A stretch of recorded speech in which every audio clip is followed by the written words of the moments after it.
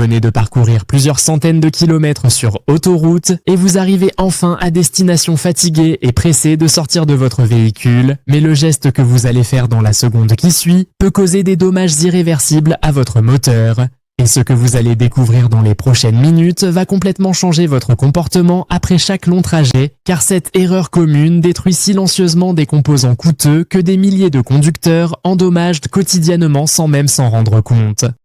L'erreur dont nous allons parler en profondeur aujourd'hui concerne quelque chose que pratiquement tous les conducteurs font instinctivement après avoir roulé longtemps sur autoroute. Vous arrivez sur le parking de votre destination après 2 ou 3 heures de conduite à vitesse soutenue. Votre moteur a tourné à 3000 tours par minute pendant tout ce temps et tous ses composants ont atteint des températures de fonctionnement élevées.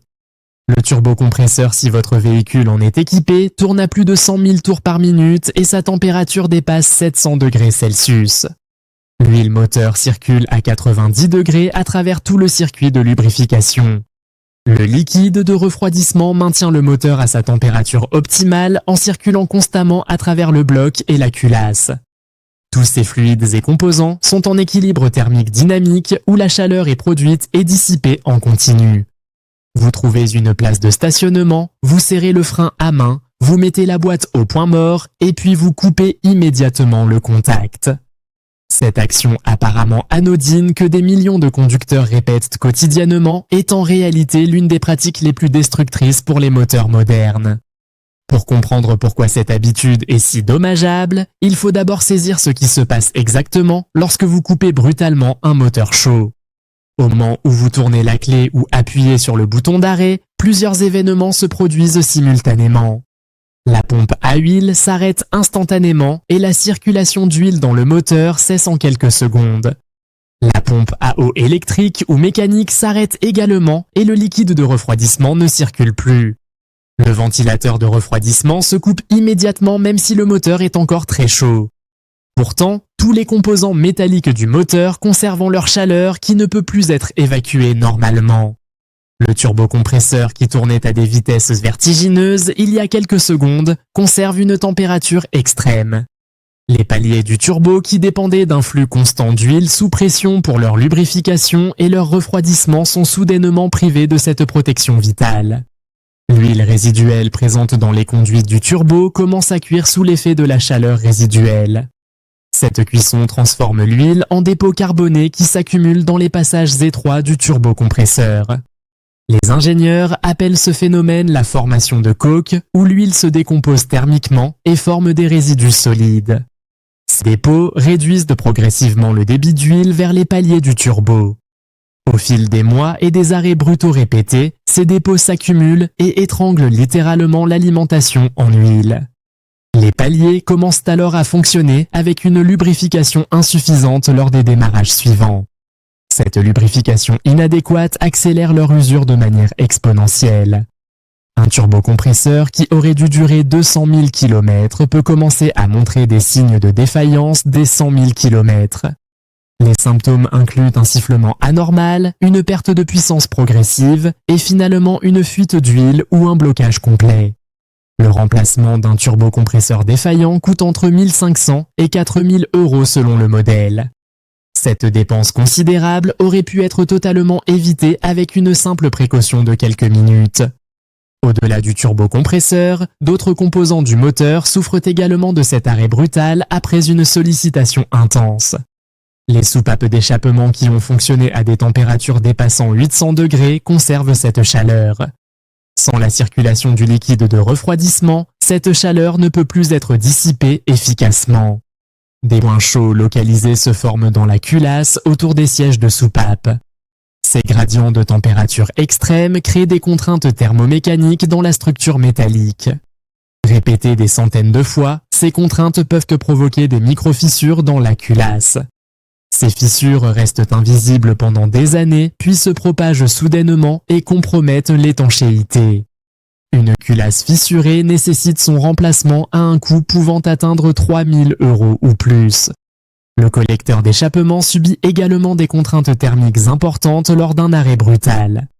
Ce composant fonctionne à des températures extrêmes et se dilate considérablement pendant le fonctionnement. Lorsque vous coupez le contact, il commence à se contracter rapidement. Cette contraction rapide crée des contraintes dans les soudures et les points de fixation. Les collecteurs en fonte peuvent développer des fissures qui provoquent des fuites d'échappement. Ces fuites créent un bruit désagréable et peuvent permettre à des gaz toxiques de s'infiltrer dans l'habitacle. Les collecteurs en acier inoxydable peuvent voir leur tube se désolidariser au point de soudure. Le remplacement d'un collecteur d'échappement fissuré coûte entre 500 et 1500 €. La solution à tous ces problèmes est étonnamment simple mais requiert une discipline que peu de conducteurs appliquent. Après un trajet autoroutier prolongé ou toute conduite intensive, vous devez laisser le moteur tourner au ralenti pendant 1 à 2 minutes avant de couper le contact. Cette période de ralenti permet plusieurs processus critiques de se dérouler correctement. Le turbocompresseur ralentit progressivement au lieu de s'arrêter brutalement à pleine vitesse. La vitesse de rotation diminue de 100 000 tours par minute à quelques milliers puis à 0 de manière contrôlée. Pendant ce temps, l'huile continue de circuler et de refroidir les paliers du turbo. Cette circulation évacue la chaleur et empêche la formation de dépôts carbonés. Le liquide de refroidissement continue également de circuler et d'évacuer la chaleur des zones critiques du moteur. Les températures dans la culasse et autour des soupapes commencent à descendre progressivement. Cette descente en température contrôlée évite les gradients thermiques extrêmes qui créent des contraintes. Le collecteur d'échappement se refroidit de manière plus uniforme, sans créer de points de contrainte localisés. Tous les composants ont le temps de revenir vers leur état de repos sans choc thermique. Cette simple période de ralenti peut littéralement doubler la durée de vie de votre turbocompresseur et de nombreux autres composants. Pendant ces 1 à 2 minutes d'attente, vous pouvez en profiter pour rassembler vos affaires, vérifier que vous n'oubliez rien et préparer votre sortie. Maintenant que vous comprenez l'importance critique de cette période de refroidissement et les dégâts considérables que son absence peut causer, c'est le moment parfait pour vous abonner à cette chaîne et activer la cloche de notification car nous partageons régulièrement ces conseils techniques essentiels qui peuvent vous faire économiser des milliers d'euros en réparations évitables. N'oubliez pas de consulter le lien dans la description pour participer à notre jeu concours exclusif réservé aux membres les plus engagés de notre communauté passionnée. Poursuivons maintenant en explorant d'autres erreurs courantes que les conducteurs commettent après un long trajet et qui peuvent endommager leur véhicule. La deuxième erreur fréquente consiste à ouvrir immédiatement le capot pour vérifier les niveaux alors que le moteur est encore brûlant. Cette action expose vos mains et votre visage à des surfaces métalliques pouvant dépasser 100 degrés Celsius. Le simple contact avec le radiateur, le collecteur d'échappement ou même le capot lui-même peut causer des brûlures graves. De plus, le système de refroidissement est encore sous pression après l'arrêt du moteur. Si vous ouvrez le bouchon du vase d'expansion ou du radiateur pendant que le système est chaud et sous pression, le liquide peut jaillir violemment. Ce jet de liquide de refroidissement à plus de 100 degrés peut vous causer des brûlures au visage et aux yeux. Attendez toujours au minimum 30 minutes après l'arrêt avant d'ouvrir le capot ou de toucher quoi que ce soit. La troisième erreur concerne le lavage immédiat du véhicule après un long trajet autoroutier. Beaucoup de conducteurs s'arrêtent à une station de lavage juste après leur trajet pour nettoyer les insectes et la saleté accumulée. Cette pratique semble logique, mais elle crée un choc thermique potentiellement dommageable. L'eau froide projetée sur des freins brûlants peut déformer les disques de frein. Les disques chauffés à plusieurs centaines de degrés se contractent brutalement au contact de l'eau froide. Cette contraction inégale peut créer des déformations permanentes qui provoqueront des vibrations au freinage. L'eau froide sur un moteur très chaud peut fissurer le bloc moteur ou la culasse en aluminium. Le choc thermique crée des contraintes que les matériaux ne peuvent pas supporter. Attendez toujours que votre véhicule est complètement refroidi avant de le laver, idéalement plusieurs heures. La quatrième erreur concerne le stationnement immédiat sur une surface inflammable après un trajet intense.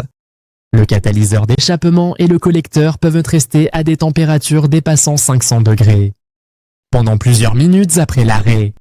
Si vous vous garez sur de l'herbe sèche, des feuilles mortes ou tout autre matériau combustible, vous risquez de déclencher un incendie. Chaque année, des dizaines de véhicules et même des bâtiments sont détruits par des incendies causés par des échappements chauds. Assurez-vous toujours de stationner sur une surface non inflammable comme du béton ou de l'asphalte. Si vous devez absolument vous garer sur de l'herbe, laissez le moteur tourner quelques minutes pour que l'échappement commence à refroidir.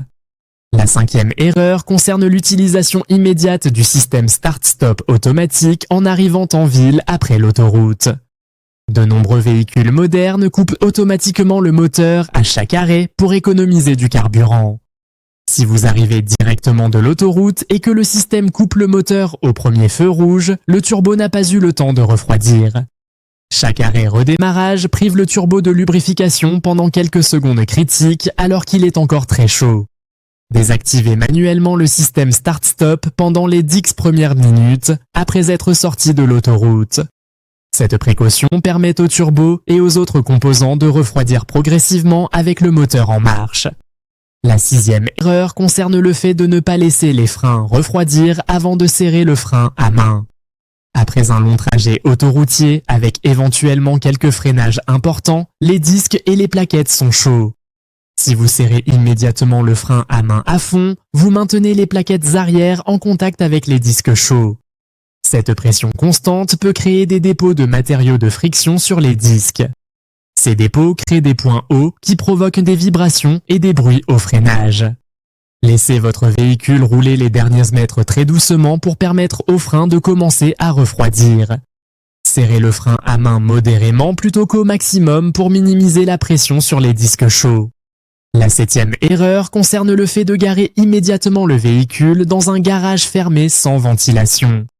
Un moteur qui vient de fonctionner intensivement continue de dégager de la chaleur pendant longtemps. Dans un garage fermé, cette chaleur s'accumule et peut atteindre des températures très élevées. Les composants en plastique et en caoutchouc sous le capot vieillissent prématurément dans cette chaleur excessive. Les durites, les joints et les connecteurs électriques se dégradent plus rapidement. Si possible, laissez la porte du garage ouverte pendant 30 minutes pour permettre à la chaleur de se dissiper. Alternativement, garez le véhicule à l'extérieur le temps qu'il refroidisse avant de le rentrer au garage. L'impact cumulatif de ces erreurs répétées sur des années peut réduire drastiquement la durée de vie de composants coûteux. Un turbocompresseur conçu pour durer toute la vie du véhicule peut nécessiter un remplacement à 100 000 km.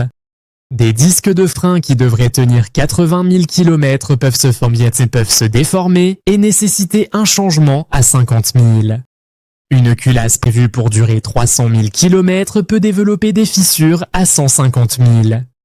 Ces défaillances prématurées représentent des milliers d'euros de réparation qui auraient pu être évitées.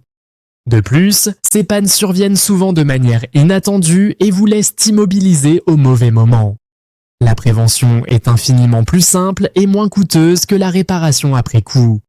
Prenez l'habitude systématique de laisser votre moteur tourner au ralenti 2 minutes après chaque trajet autoroutier. Considérez ce temps comme faisant partie intégrante de votre trajet plutôt que comme du temps perdu. Utilisez ces 2 minutes pour vous organiser, vérifier votre téléphone ou simplement vous détendre après la conduite. Cette simple discipline peut littéralement vous faire économiser des milliers d'euros sur la durée de vie de votre véhicule. Enseignez également cette bonne pratique aux autres conducteurs de votre foyer pour qu'ils adoptent le même comportement. Les manuels d'utilisation modernes mentionnent rarement cette recommandation car les constructeurs supposent que les véhicules seront remplacés avant que les dégâts ne se manifestent. Cependant, si vous prévoyez de garder votre véhicule longtemps ou de le revendre avec un kilométrage élevé, ces bonnes pratiques sont essentielles. Maintenant, vous savez exactement pourquoi couper immédiatement le contact après un long trajet est si destructeur et comment cette erreur apparemment anodine crée des dommages progressifs qui finiront par provoquer des pannes coûteuses, et vous comprenez que simplement attendre 2 minutes avant de couper le contact peut littéralement prolonger la durée de vie de votre turbocompresseur et de nombreux autres composants de plusieurs années, tout en vous évitant des réparations de plusieurs milliers d'euros qui résultent directement de cette négligence commune.